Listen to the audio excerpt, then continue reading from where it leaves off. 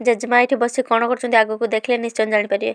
ମୁଁ ପଳେଇ ଆସିଥିଲି ଯୋଗାଡ଼ କରିବା ପାଇଁ, ତା ସହିତ ବନ୍ଧାକୋବି, କଖାରୁ, ବାଇଗଣ, ଆଳୁ, ବିଲାତି ଯୋଗାଡ଼ କରୁଥିଲି କାହିଁକିନା ରୋଷେଇ କରିବି। ଆମର ଖାଲି ମୂଲିଆ କରାହେଉଛି ତ ବେଶୀ ବେଶୀକା ରୋଷେଇବାସ ହେଉଛି, ତ ସେଥିପାଇଁ ସବୁ ରଙ୍ଗ ରୋଷେଇ ପାଇଁ ଯୋଗାଡ଼ କରିଦେଇଥିଲି। ତାପରେ ବାପା ଏଇଠି ମୂଲିଆ ସହ ଧାନ ଉଡ଼ଉଥିଲେ, ତା ଭିତରେ ମୋ ସ୍ୱାମୀ ଜଗୁଲି କକା ସିଏ ବି କାଠ କାମ କରୁଥିଲେ। ଶୁଣିକା ଅଢ଼େଇ ଭଳିଆ ଦିନ କିଛି ଫସିକିନା ପଳେଇ ଯାଉଛି।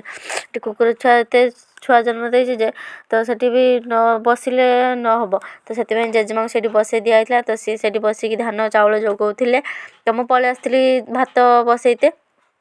ତାପରେ ଏଠି ଗ୍ୟାସ୍ରେ ବି ଫୁଲକୋବି ଭାଜୁଥିଲି କାହିଁକିନା ରୋଷେଇ କରିବି। ତ ଏଠି ବି କଲା ଆଳୁ ଭାଜି ଦେଇଥିଲି, ବନ୍ଧାକୋବି ଘାଣ୍ଟ କରିଦେଇଥିଲି, ତା ସହିତ ଆମ୍ବୁଲ ଖଟା ବି କରିଦେଇଥିଲି। ତା ଭିତରେ ବି ଫୁଲକୋବି ତରକାରୀ ରେଡ଼ି ହେଇଥିଲା। ତା ବାପା ଚୁଲିରୁ ପାଉଁଛ ଖୋଲିକି ନେଇ ଯାଉଥିଲେ ବାଡ଼ିରେ ବୁଣିବେ ବେଲିକା। ତ ଆମର ପାଳ ଲଗା ହେଇଛି, ଆପଣଙ୍କୁ ନେକ୍ସଟ ଭିଡ଼ିଓରେ ନିଶ୍ଚୟ ଦେଖେଇବି। ତ ବାପାକୁ ଖାଇତେ ଦେଇକି ମୁଁ ବାସନ ଧୋଇ ଆଣିଲି। ଭିଡ଼ିଓଟି ଯଦି ଭଲ ଲାଗିଥାଏ ନିଶ୍ଚୟ ସବସ୍କ୍ରାଇବ୍ କରିଦେବେ। ରହିଲି, ଜୟ ଜଗନ୍ନାଥ।